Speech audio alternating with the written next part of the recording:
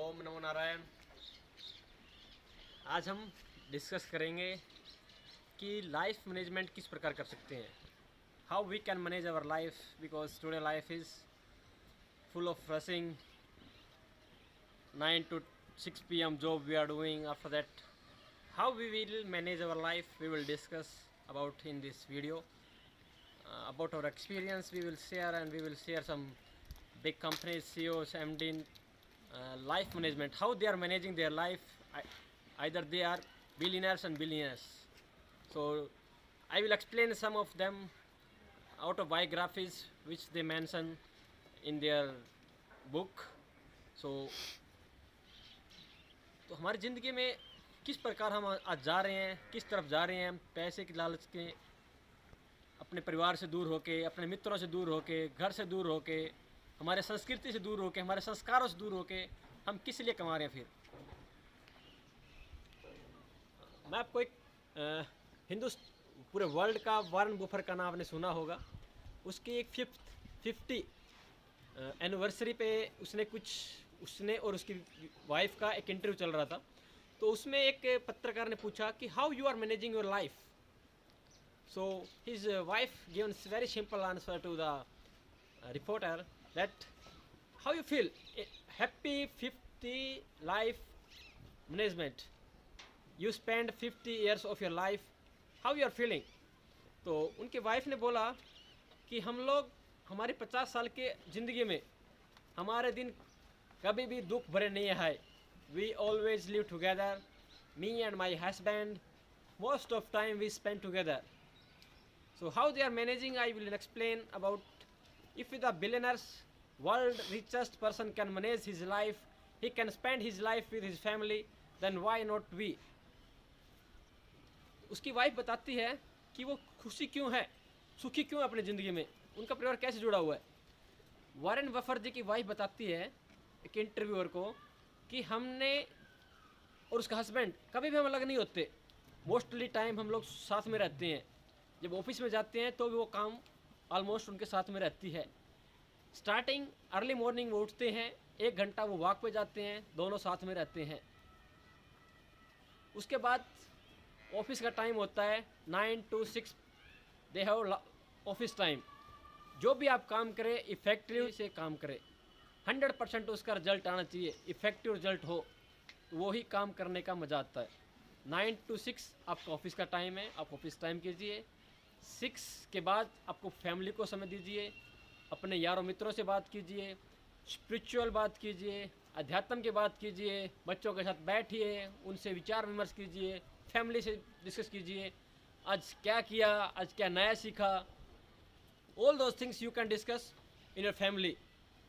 क्योंकि उसके बाद वो बताती है कि हमारे परिवार में हम लोग शाम को कम से कम 1 घंटा हम लोग बैठते हैं। ऑफिस से आने के बाद फ़ोन एक साइड, 9 to 6 ऑफिस टाइम है, तो उसमें ऑफिस का काम ही हम लोग करते हैं। 6 के बाद मोबाइल वन साइड। उसके बाद हमारा जीवन फैमिली के लिए है, हमारे खुद के लिए है। क्योंकि आज हम खुद जो अध्यात्म होता है वो हम लोग भूल चुके हैं। क्योंकि हमको जो अध्यात्म है वही हमारे जीवन का आगे उद्धार करता है। तो वो बताते हैं कि कुछ समय खाना खाने के लिए साथ बैठते हैं, पूरा फैमिली साथ में खाना खाती है। ऐसा कोई भी दिन नहीं गया, कोई भी दिन नहीं जाता उनके फैमिली में कि वो लोग साथ में खाना ना खाएं, साथ में भक्ति ना करें, साथ में बैठ के विचार विमर्श ना करें, साथ में बच्चों को बैठ के ट्यूशन ना पढ़ाएं। सबसे मेन चीज़ बात बताता हूँ, वारेन बफेट और उनकी वाइफ दोनों अपने बच्चों को ट्यूशन पढ़ाते हैं। उनसे अमीर तो इस दुनिया में कोई भी नहीं है। फिर हम लोग अपने बच्चों को ट्यूशन पढ़ाने के लिए दूसरे को हायर क्यों करते हैं? क्या हम वारेन बफेट से ज़्यादा अमीर हैं? क्या वारेन बफेट के पास उनके पास पैसे नहीं थे कि वो अपने बच्चों को खुद संस्कार और संस्कृति समझाते थे कि हमारे ये संस्कार है, हमको इस प्रकार अपने लाइफ को मैनेजमेंट करना है।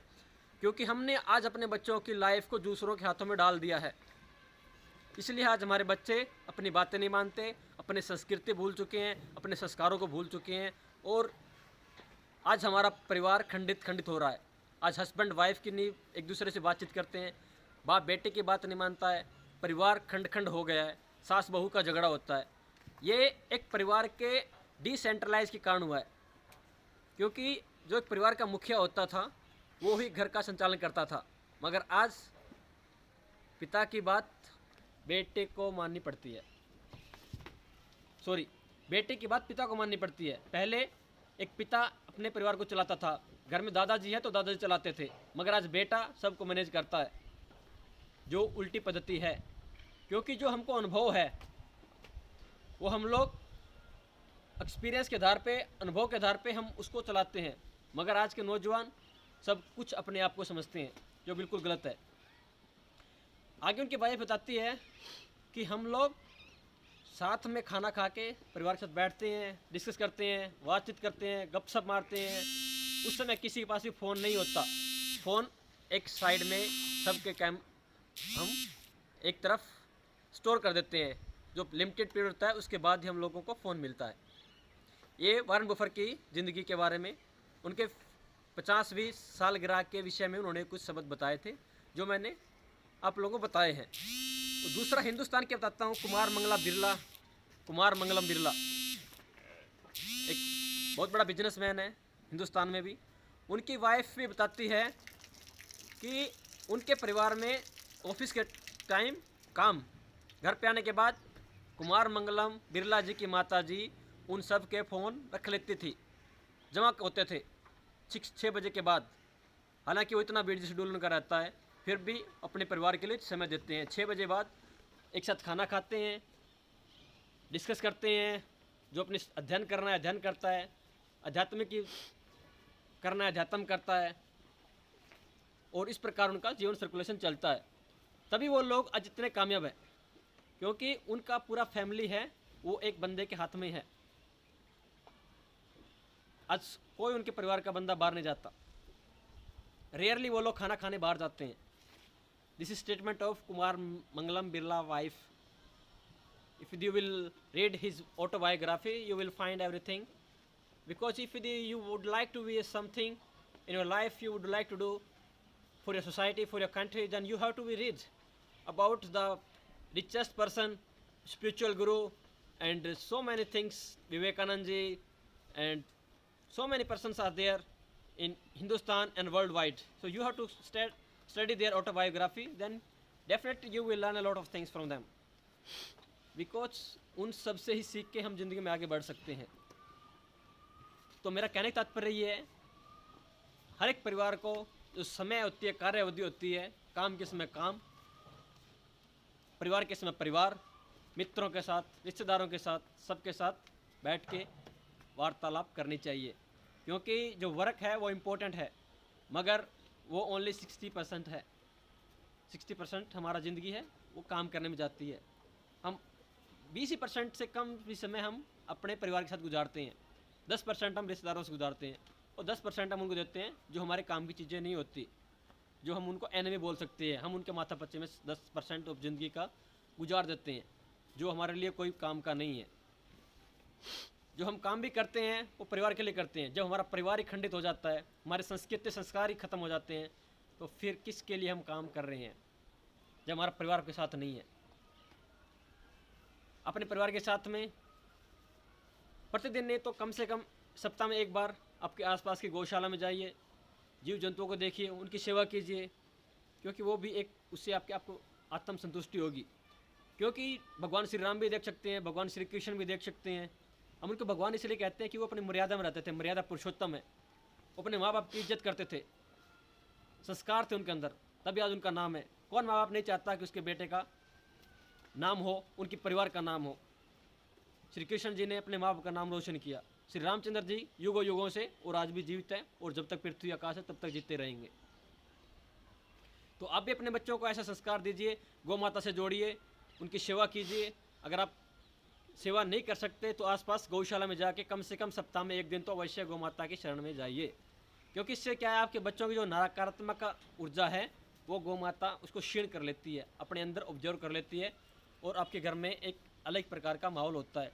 आज बड़े बड़े लोग हैं, आप देख भी सकते हैं यूट्यूब वगैरह पे, सब मिट्टी के बर्तनों का उपयोग करके अपने घरों में खाना बनाते हैं, मगर हम लोग एल्यूमिनियम, गैस, सब कुछ चलता है, तो वो हमारी सेहत को नुकसान भी करता है। तो इतने बड़े बड़े लोग जब परिवार के लिए समय दे सकते हैं, अपनी संस्कृति संस्कार को बचाने के लिए, अपने बिजनेस को चलाने के लिए। क्योंकि जो बिजनेसमैन है वो हमेशा से आपके बच्चे को साथ में रखता है, उसको बिजनेस के बारे में बताता है, तभी उनके खानदानी भाई खानदान का बिजनेस चलता रहता है। मगर आज एक किसान है, आज उसकी हालत बेकदर हो रखी है, गरीब मजदूर सबका शोषण हो रखा है। उसके सबसे पहले जिम्मेदार हम हैं, क्योंकि हम हमारे बच्चों को उस कार्य में नहीं जोड़ते जो हमारा काम है। जो जाति बोली जाती है ना, वो इसलिए बोलती, जात जात जात से जाति निकली है। ज्ञाति ज्ञाति मतलब हम किस काम को करने में निपुण हैं। कुम्हार हैं, लुहार हैं, नाई है, धोबिया, तेली है। हमारा जो काम होता था उसके आधार पर हमारा वर्ण संकर डिवाइड हुआ था। मगर अभी जात पात का रूप लेके एक बहुत बड़ा लंबा विषय, इस पर फिर कभी बात करेंगे। तो जो आपका टैलेंट है उसको आप बना के रखिए, अपने बच्चों को आगे ट्रांसफ़र कीजिए, ताकि किसी के आगे आपको नौकरी काम करने के लिए भीख ना मांगना पड़े। आपके संस्कार संस्कृति है, आपके पास गौ माता है, तो आप उससे हर प्रकार का बड़े से छोटा उद्योग आप खड़ा कर सकते हैं। ज़्यादा से ज़्यादा गौ माता के पंच का उपयोग कीजिए, गोबर, दूध, दही, मक्खन, तभी आप अपनी ज़िंदगी में कामयाब हो सकते हैं, सफल हो सकते हैं। और अपने बच्चों को गुरुकुल अवश्य ही गुरुकुल में पढ़ाएं। सीबीएसई का सिलेबस पढ़ाते हैं, ठीक है, मगर आपके बच्चों को कम से कम एक स्पिरिचुअल गुरु के पास में अवश्य लेके जाएं। आप खुद भी जाएं और बच्चों को भी लेके जाएं साथ में, क्योंकि बच्चे हैं आपके जीवन का आधार है, आपके घर की नींव है। जब आपके घर की नींव मजबूत हो जाएगी तो आपको डिगाने वाला कोई भी नहीं होगा और कोई भी दुश्मन आपकी तरफ आंख उठा के नहीं देखेगा। यही आशा के साथ मैं आपसे अनुरोध करता हूँ, अपनी ज़िंदगी का मैनेजमेंट कीजिए। पैसा है सेकेंडरी पार्ट है, संस्कार संस्कृति है। जब वो बच के रहेंगे तभी आप हम सब का उद्धार हो सकता है, इस प्रकृति का, इस संसार का उद्धार हो सकता है। जय श्री राम, वंदे मातरम, ओम नमो नारायण।